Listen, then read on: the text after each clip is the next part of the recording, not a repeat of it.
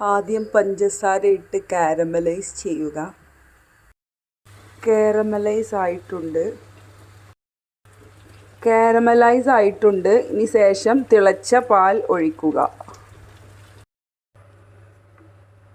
പാലും കാരമലൈസ് ചെയ്ത ഷുഗറും തമ്മിൽ മിക്സ് ചെയ്യുക. തിളച്ച പാലിലേക്ക് പാലട മിക്സ് ചേർക്കുക. ശേഷം കുക്കർ അടച്ചു വെച്ച് 15 മിനിറ്റ്സ് ചെറുതീയിൽ കുക്ക് ചെയ്യുക.